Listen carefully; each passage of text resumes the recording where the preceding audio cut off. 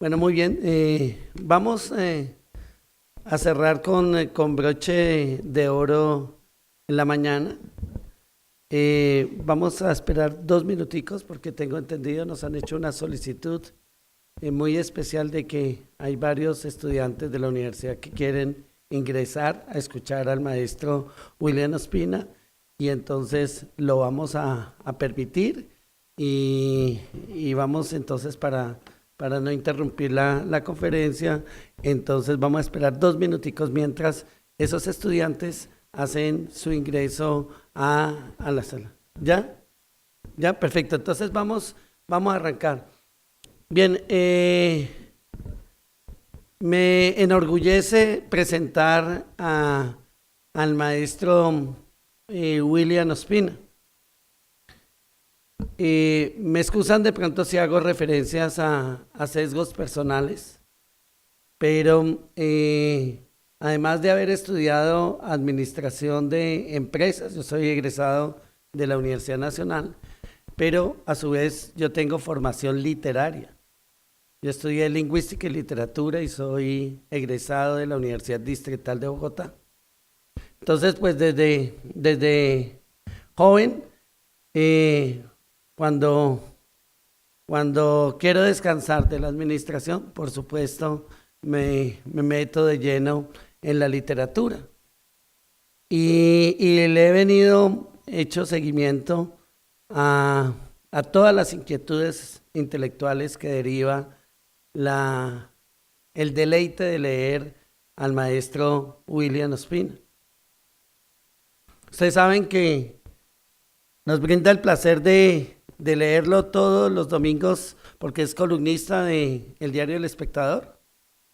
Y si mal no estoy, por lo menos lleva 3, 5 años, columnista también de la revista Cromos. William ha ganado todos los premios habidos y por haber de literatura en Colombia. Ha ganado el Premio Nacional de Poesía, ha ganado el Premio Nacional de Literatura y ha ganado el Premio Nacional de Ensayo, además de 2 reconocimientos internacionales de gran peso, puesto que William Ospina ganó el Premio Rómulo Gallegos, 2008 tal vez, 2009, y ganó el Premio Casa de las Américas. Los que hemos leído sus obras, especialmente recientes de toda, lo llamaríamos el kit, perdónenme la palabra, de la serie de novela histórica, Ursúa, etcétera, etcétera, pues encontramos unas grandes referencias. Pero de William Ospina, creo que en buena época o a buena hora, nos está ayudando mucho a nuestras facultades de administración y a todos nosotros, porque William Ospina ha incursionado en 2 temas que considero de vital importancia.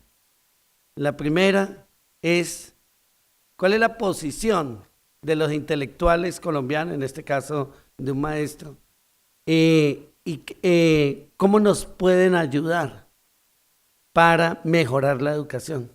Yo recomiendo desde este atril la lectura de unos 5 ensayos que se llama La Lámpara Maravillosa, en donde son 5 ensayos muy centrados sobre la educación. Entre esos, leer ese texto es acordarse uno de cuántos planteamientos tan hermosos nos dejó Estanislao Zuleta a partir inclusive de un texto sobre la lectura. Y creo que en ese La Lámpara Maravillosa hace una memoria o resalta mucho el papel de la lectura hoy en día en la educación. Pero revisando las librerías más afamadas en Colombia, y todas las listas de bestsellers y de ventas, y me imagino en la Feria del Libro, que es la tarea este fin de semana de nosotros en Bogotá, el libro, para que se acabe la vaina, es también un libro propositivo, si se quiere, en términos de cuál es la contribución de los intelectuales y cuál es la contribución de todos los ciudadanos, del ciudadano de a pie, como diría alguien, frente a temas como el posconflicto y cómo nos preparamos para que se acabe la vaina. Entonces, me enorgullece mucho que William nos acompañe el día de hoy. Me dio un sentimiento grande cuando me enteré que acompañó a la comitiva del Gobierno Nacional y de la Presidencia ahora en el sepelio de nuestro Nobel de Literatura. Y cuando tuve oportunidad de leer con avidez los libros de nuestro amado Gabo, siempre me enteré que García Márquez, antes de que sacara el libro, le enviaba el borrador a William Ospina para que él le hiciera algunas correcciones. En léxico nuestro llamábamos William Ospina es un par. Y entonces, qué bueno que todas estas anécdotas y sentimientos nos unan para escuchar a un escritor de la talla de William Ospina. Muchas gracias por asistir y por estar con nosotros.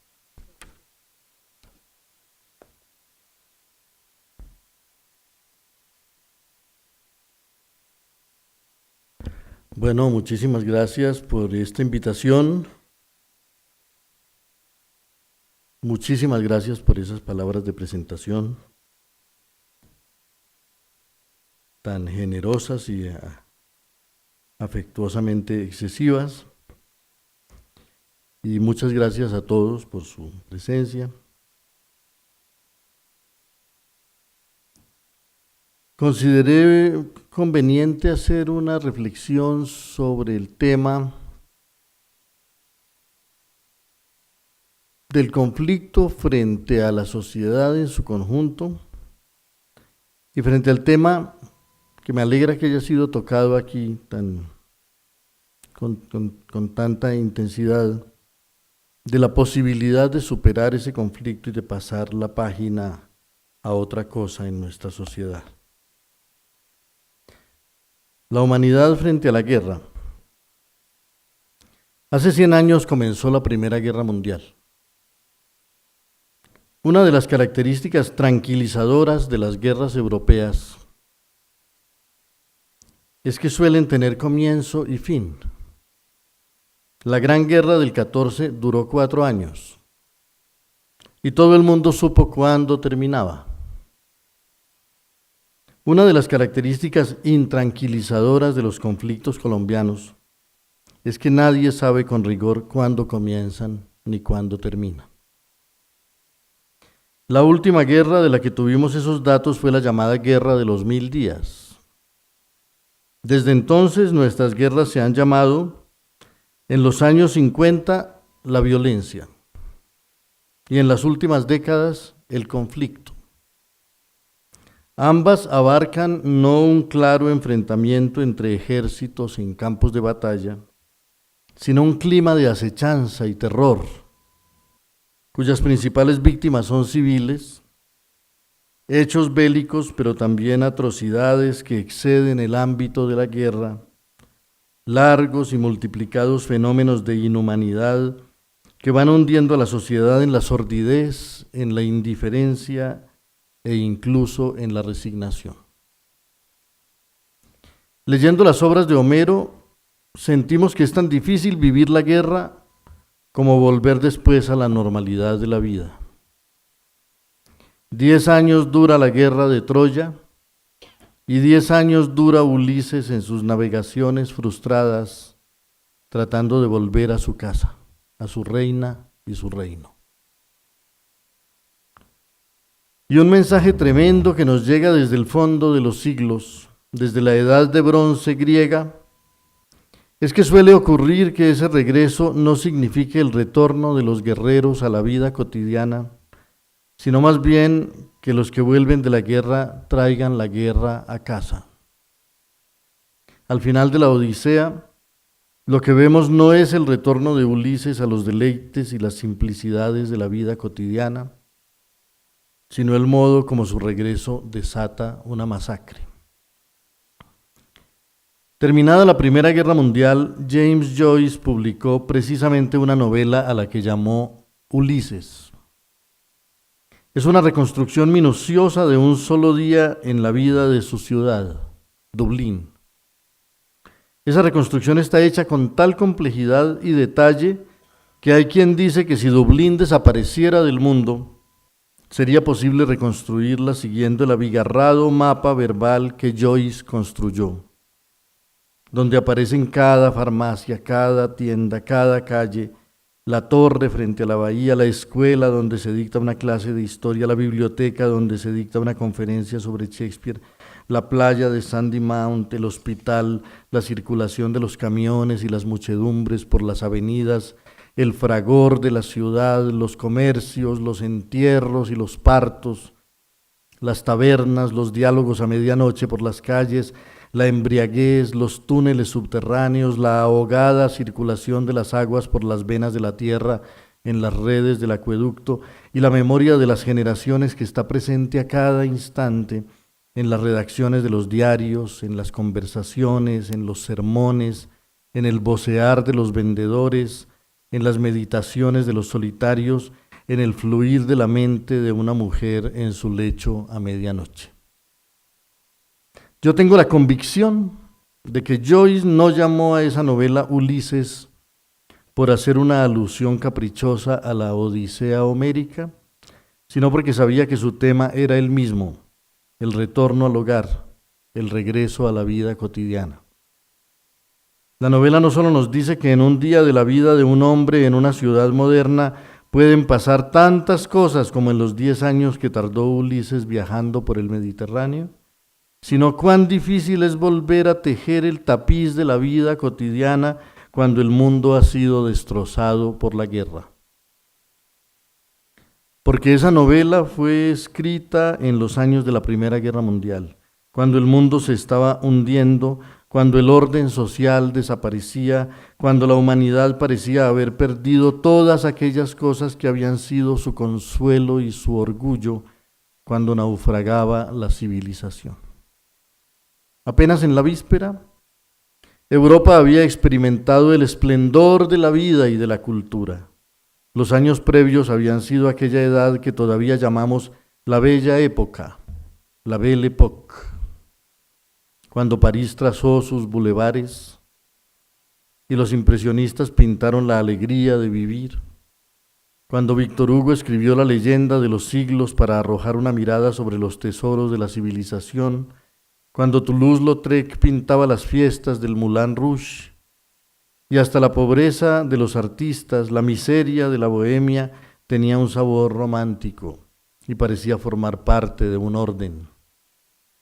Como parecía formar parte de un orden delicado y melancólico, la época azul de la pintura de Pablo Picasso, la tristeza de esas tribus de gitanos errantes, la melancolía de los circos pobres y de los seres marginales que sentimos sin embargo como el alma de un mundo. La Gran Guerra del 14 fue la más destructiva que la humanidad había visto. Destrozó el velo de malla de la civilización occidental y produjo en Occidente un abatimiento total del espíritu humano porque nada parecía explicarla. Yo siento que no solo Joyce, algunos de los más grandes novelistas de la Europa de esa época asumieron casi sin proponérselo y sin conciencia de que otros también lo estaban haciendo, el desafío de volver a tejer el tapiz de esa cultura que la guerra estaba destrozando, la memoria vuelta a pedazos de la civilización. Tal vez eso explique por qué en los años de la guerra y en los posteriores aparecieron no solo el Ulises de Joyce, sino El hombre sin atributos de Robert Musil, esa suerte de equivalente verbal de los cuadros abigarrados de George Grosz, que trataban de atrapar la ciudad en su vértigo de multiplicidad y de simultaneidad, la convergencia de todas las cosas materiales y espirituales que hacen la cultura y que convergen en la conciencia de los humanos. O la montaña mágica de Thomas Mann, que despliega ante nosotros todo el diálogo filosófico complejo y refinado de ese mundo de la víspera, el modo como convergían las tradiciones en las fiestas del lenguaje y esa suerte de tenso reposo lleno de presentimientos mortales que precedió al estallido feroz del festín de la guerra. O por supuesto, la más ambiciosa de todas, la saga introspectiva En busca del tiempo perdido de Marcel Proust, cuyo nombre mismo nos hace sentir a alguien que se dedica a recuperar ese mundo que a todos se les escapaba de las manos. No solo los rituales de la vida social, los matices de la cortesía y de la pasión, las casas, los muebles, las costumbres, los relatos, los primeros mitos de la ciudad moderna, la urdimbre de millares de objetos y su profunda significación en el juego de las costumbres, el refinado y delicado sistema de asociaciones mentales que había hecho posible aquella edad y que la guerra vino a desgarrar con la brutalidad de sus discordias y la rusticidad de sus imperativos. Aquella guerra solo había durado 4 años. Aunque el abismo que cavó entre el pasado y el porvenir fue el más monstruoso que hubiera vivido la cultura europea. Pero ¿qué podemos decir de un conflicto como el nuestro? Que sin ser tan contundentemente destructivo en el ámbito de la vida cotidiana, se ha prolongado de tal manera que nos ha ido volviendo casi insensibles a su aridez y sus degradaciones, hasta el punto de que tal vez no logramos reconocernos en los sentimientos y los valores que eran el alma de las gentes de este país hace 3 o 4 generaciones. Hemos vivido demasiados cambios en el curso de nuestras vidas y a menudo tratamos de no conceder demasiada atención a lo que nos ocurre, como si fuera preciso ser un poco insensibles para sobrevivir en una sociedad llena de peligros, de horror, de rudeza y de inhumanidad. Incluso sentimos que a toda costa es preciso salvar la alegría, sin la cual la vida se volvería una ceremonia árida y lúgubre, y casi habría que decir que ese contraste entre violencia y carnaval que tantos admiran de nuestra sociedad ilustra el único recurso que ha sido posible para que Colombia no enloqueciera de terror o de neurosis. No hay un ámbito de la realidad que haya podido escapar a la influencia de esa violencia pertinaz que ha ido penetrando cada vez más hondo, no solo en el orden social, sino en los pliegues de la conciencia. El conflicto armado no es generalizado, ha estado casi siempre localizado en unas regiones y lo han padecido sobre todo unos sectores de la sociedad. Pero al cabo de 50, quizás de 100 años, es difícil encontrar una familia que no tenga una historia dramática que recontar, un drama que la haya afectado de cerca y que tendió su red de consecuencias sobre la vida entera de las personas. Pensemos nada más en los tremendos desplazamientos que provocó la violencia de los años 50, que le dieron su forma a las ciudades colombianas. Aquí las ciudades no crecieron porque el modelo urbano atrajera a las multitudes con sus servicios, su modernidad, su empleo, sus patrones de consumo, sus espectáculos. Crecieron porque una ola de horror expulsaba a los campesinos de sus tierras y les arrebataba sus parcelas llenándolos de recuerdos dolorosos. Una consecuencia de eso fue que la primera generación de desterrados no llegó a construir su mitología de la ciudad, sino a vivir la nostalgia del campo perdido, de la casa perdida. Y esa saga de la casa perdida no solo estaba en aquellas canciones que dicen que ya no vive nadie en ella y a la orilla del camino silenciosa está la casa, o que las gentes se marcharon unas muertas y otras vivas que tenían muerta el alma, sino en el arte, en la literatura, en 100 años de soledad, que García Márquez inicialmente iba a llamar solo La Casa, o en La Morada al Sur de Aurelio Arturo. En esas cámaras yo vi la faz de la luz pura, pero cuando las sombras las poblaban de musgos, allí mimosa y cauta ponía entre mis manos sus lunas más hermosas la noche de las fábulas. Y que después dice, y yo volvía por los largos recintos que tardara 15 años en recorrer, volvía, y a la mitad del camino de mi canto temblando me detuve, temblando temeroso con un pie en una cámara hechizada y el otro a la orilla del valle donde hierve la noche estrellada, la noche que arde vorazmente en una llama tácita, y hacia la mitad del camino temblando me detuve, y no tiembla entre sus alas rotas con tanta angustia un ave que agoniza, cual pudo mi corazón luchando entre cielos atroces. Para mí es importante mencionar estas canciones y estos poemas porque siento que nuestra pérdida principal con el huracán de estas violencias y de estas guerras es una pérdida de la sensibilidad. Si algo tenemos que recuperar, no es simplemente nuestra economía, nuestra institucionalidad, nuestro tejido social, nuestro sentido de la solidaridad, nuestro orgullo nacional, nuestro sentido de la fraternidad, sino sobre todo nuestra humanidad.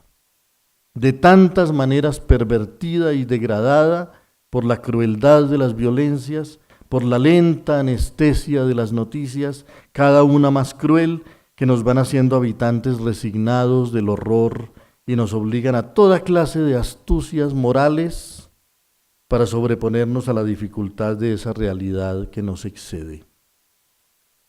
La violencia de los años 50 fue pavorosa.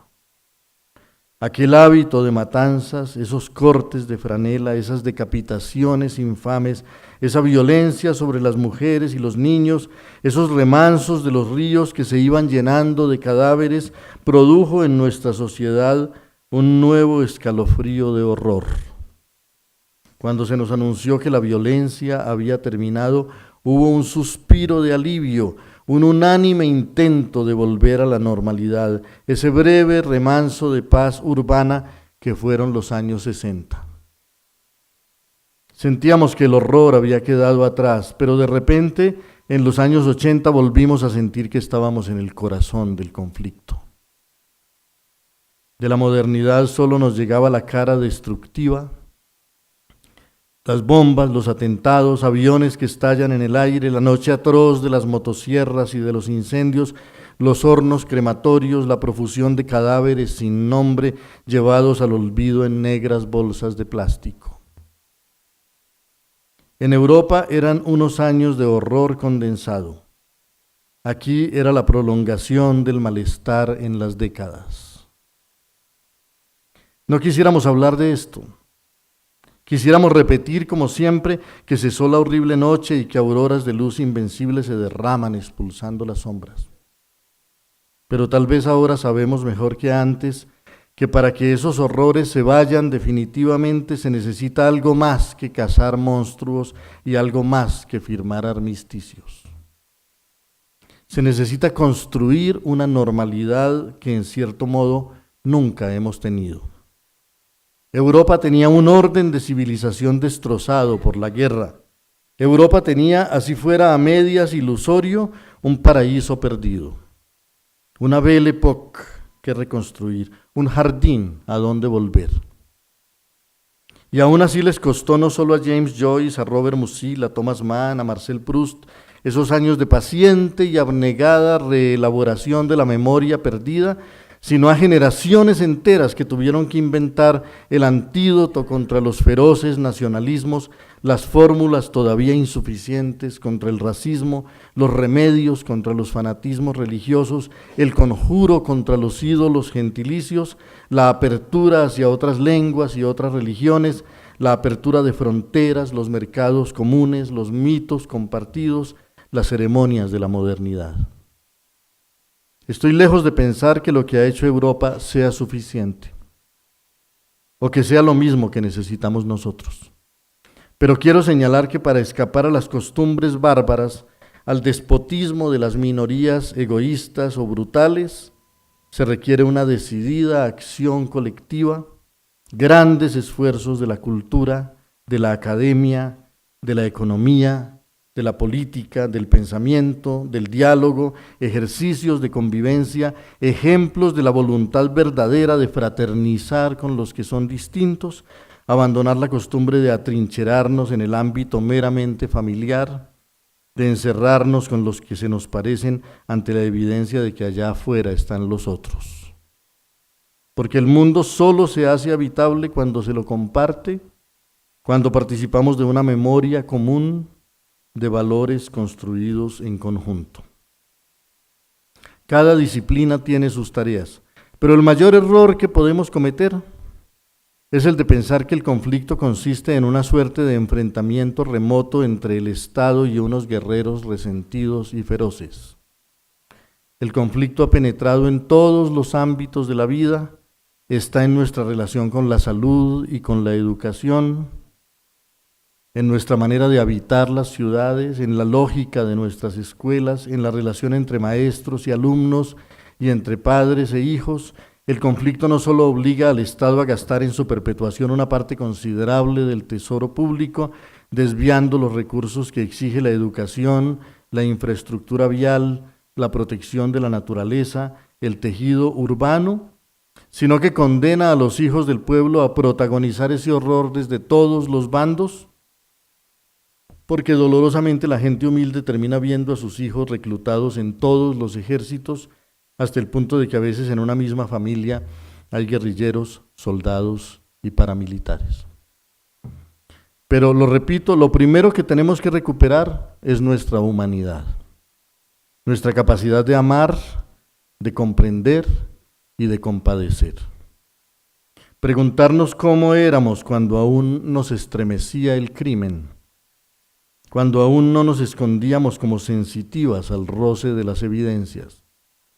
Porque si la primera tarea que tiene que cumplir el Estado es la tarea de lograr el silencio de las armas, de secar ese surtidor de víctimas y de venganzas, y darles a las siguientes generaciones la oportunidad de crecer en un país cuyas prioridades sean otras, las de la modernidad, atendiendo a los desafíos verdaderos de la sociedad contemporánea, la primera tarea de la sociedad, y todas las academias deben asumirla, es la de reencontrarnos con una sensibilidad que nos permita dialogar con los que son distintos, debatir con franqueza y sin odio desde la diferencia, encontrar los valores comunes que nos ayuden a construir una sociedad en la que quepan sin matarse las diferencias, aún las insolubles.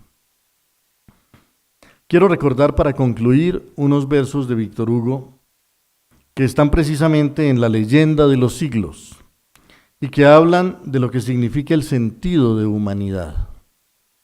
Cuando hablamos de la importancia de las humanidades, solemos pensar en disciplinas académicas y artísticas, y no siempre en el más elemental sentido de humanidad, que es el que las nutre.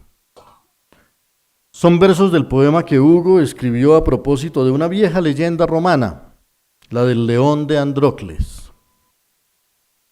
La leyenda cuenta que Andrócles era un joven legionario romano enviado con las tropas a las arenas de África. Un día en esos desiertos Andrócles encontró un cachorro de león que tenía una espina clavada en una de sus patas. Protegió al cachorrito, le quitó la espina, lo cuidó por varios días y después lo soltó en el desierto para que se encontrara con su manada. Años después, Andrócles, de regreso a Roma, se había hecho cristiano y como tal fue un día capturado por las tropas del emperador y condenado a ser devorado por las fieras en el Coliseo. Se decía que la historia fue verídica y de todos modos el cristianismo primitivo hizo de ella un argumento poderoso contra la crueldad de las ceremonias del circo, donde, como sabemos, las muchedumbres iban a deleitarse viendo cómo los gladiadores se mataban entre sí. se había convertido en un espectáculo muy apreciado el horror de ver a gentes vivas siendo devoradas por las fieras. La leyenda añade que soltaron contra Andrócles un león hambriento, pero de repente el león se acercó al hombre y en lugar de atacarlo se tendió a su lado y le lamía los pies. Andrócles comprendió que por azar le había tocado el mismo cachorro que él había cuidado en el desierto. Y Víctor Hugo, como antes seguramente los cristianos, lo convirtió en un símbolo de la inocencia y de la gratitud que son tan frecuentes en los animales, incluso en las fieras, en un mundo donde los seres humanos son crueles y a veces despiadados. Quizá tan importante como la moralidad del poema es la sensibilidad que propone, el recurso literario que el poeta utiliza para comunicar aquellos hechos. Víctor Hugo nos describe a una sociedad deformada por el hastío, habituada a la crueldad e insensibilizada frente al horror, una sociedad incapaz de perdón y de compasión, y la confronta con la imagen de aquel león agradecido. Au fond, la pâle mort riait sinistre et chauve. Ce fut alors que toi, né dans le désert fauve, où le soleil est seul avec Dieu, toi, songeur, de l'antre que le soir remplit de sa rougeur, tu vins dans cette ville toute pleine de crimes, tu frissonnas devant tant d'ombres et tant d'abîmes, ton œil fit sur ce monde horrible et châtié, flamboyait tout à coup l'amour et la pitié. Pensif, tu secouas ta crinière sur Rome, et l'homme étant le monstre, oh lion, tu fus l'homme. Al fondo, calva y siniestra, reía la pálida muerte. Fue entonces cuando tú, nacido en los feroces desiertos donde el sol está solo con Dios, tú, soñador, del antro que la tarde llena con sus fulgores, viniste a esta ciudad toda llena de crímenes. Quizá temblaste viendo tantas sombras y tantos abismos. Tu ojo, sobre ese mundo horrible y castigado, hizo llamear de repente el amor y la piedad. Pensativo, tú sacudiste tu melena sobre Roma, y cuando el hombre era el monstruo, oh león, tú fuiste el hombre. Muchas gracias.